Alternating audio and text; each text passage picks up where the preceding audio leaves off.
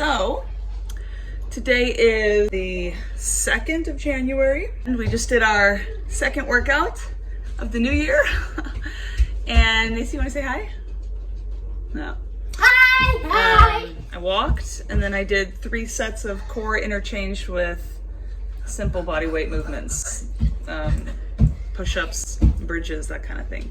So we're just logging it for the vlog. That is mommy's water. And now we're gonna make some lure filet, some chicken thighs, because I be hungry. Just staying accountable. Walking to the gym in like horizontal snow, flying in my face. Tell me why I chose to wear Crocs. Tell me why I chose to wear Crocs. Oh my god. Oh my goodness.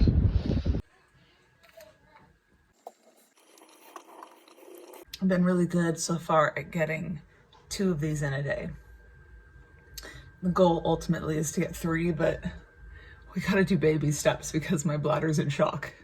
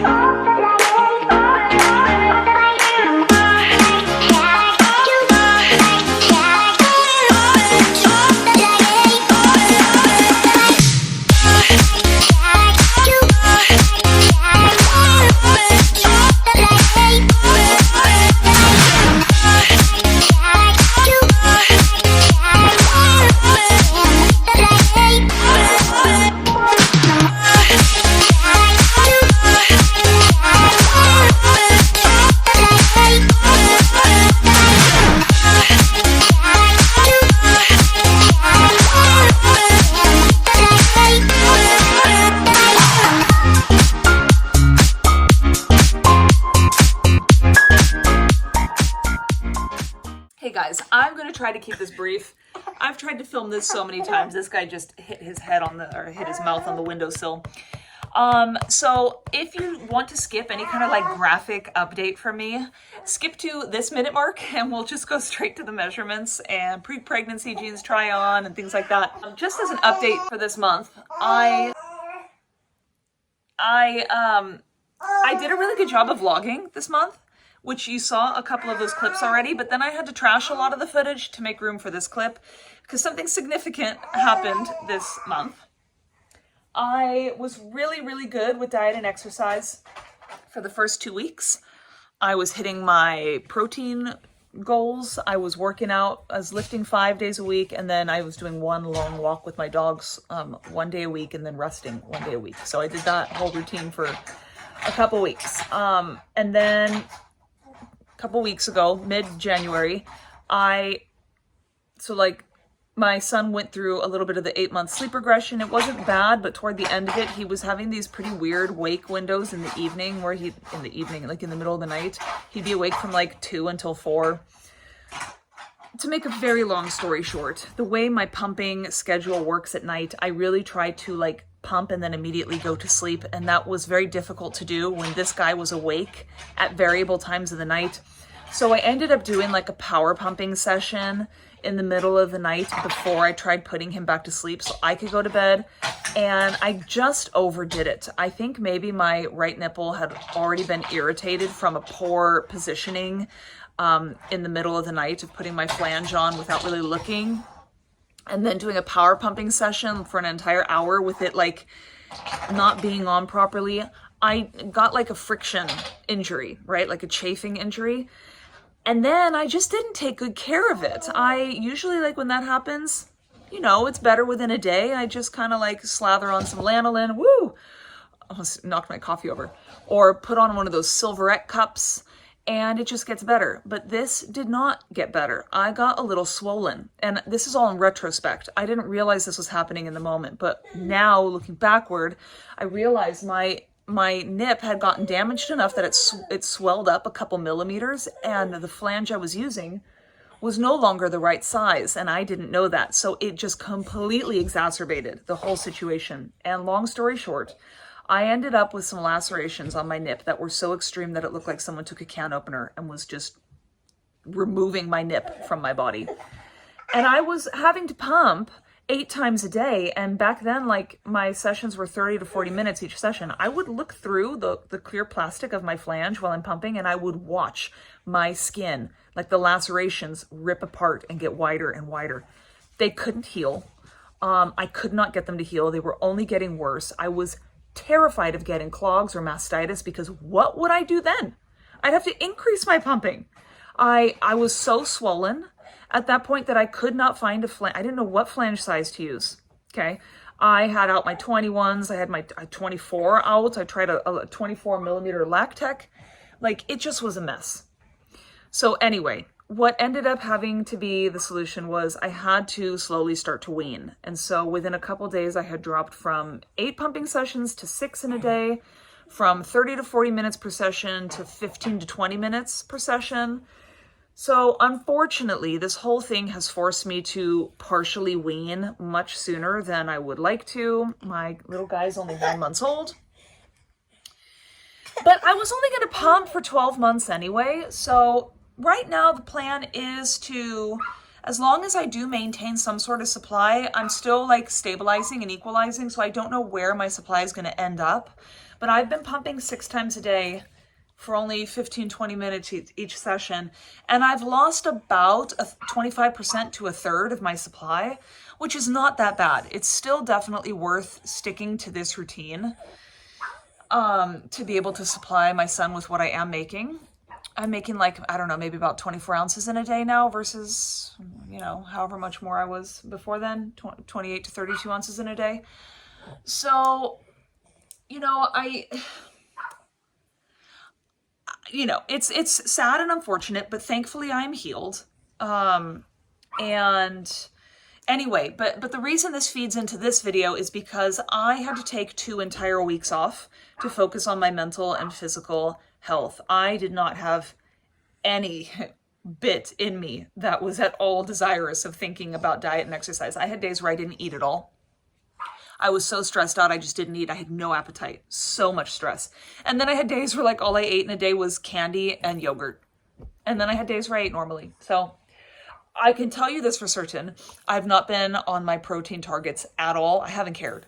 I've been in survival mode. And I also have not worked out one single time in the past 2 weeks, which is fine. The important thing I've learned about being a busy mom, trying to do physique, body, fitness, whatever challenges and goals, while still doing hardcore, intense mom things like full-time breastfeeding, exclusive pumping, taking care of a baby, being on a maternity leave with 3 kids. It's not going to be perfect, and progress is not going to be linear. There are going to be times when you have to just stop, handle the fires, and then continue on. You know, the goal, progress is not going to be linear like this. It's going to look like this. It's a very bumpy ride. But the important thing is you get back on the train once you've sorted your shit, okay? So it's January month end. We're going to go to measurements and stuff right now. Not sure what to expect. I don't know. I was doing really, really, really good and feeling really, really good for the first half of this month. And then I just needed to take a break. So I don't know what it will all be, but you're going to find out with me in the next clip. And then we're just going to hope for a better February. So let's get to measurements.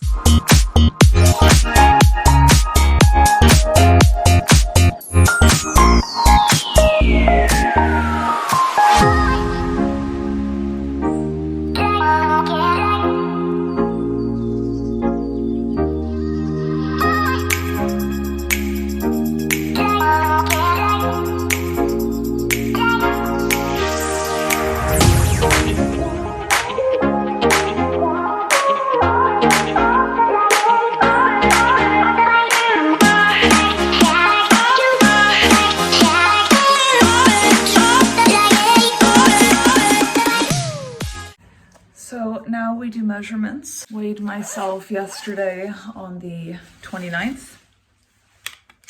I gotta make sure you guys can't see anything behind me because I'm gonna be doing my measurements right here. Oh, this thing is so cold. Oh my God. Oh, I can't. All right, hips are 104.25 centimeters, which is approximately 41 inches. Waist, I have 84 centimeters, which is approximately 33 inches. Under bust, I have 82 centimeters, which is 32.25 inches. Bust is always a tricky one. I don't know. I've got 96 centimeters, which is 37.75 inches. That's kind of a subjective one because it's hard to do. Plus, I always do it with my bra on. I don't have any padding in my bra because I don't like it. But, you know. Oh, and thigh. Let's do thigh. All right, thigh, I'm getting 23.5 inches, which is like 59.75 centimeters.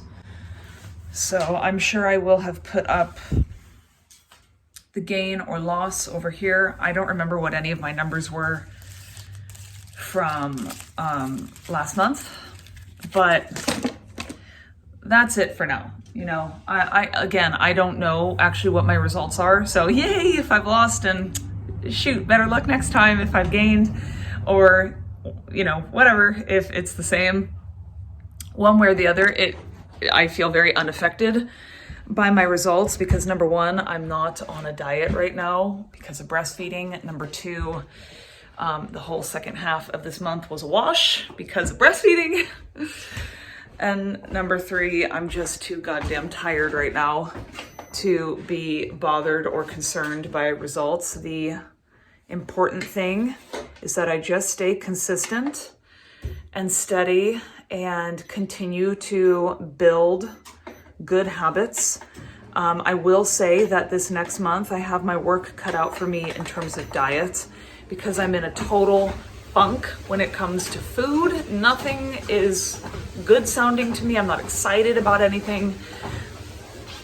Let me not walk while I film this. So I don't know what I'm gonna do in terms of nutrition, especially with the way food prices are. I can't even get creative. So that's gonna be the biggest challenge for February, but I'm not gonna worry about that. I'm only really going to focus my intentions on movement, getting moving again. With movement comes more motivation to eat better for me, honestly. So movement first, nutrition will fall in line. That's the goal. Okay, see you guys in a month.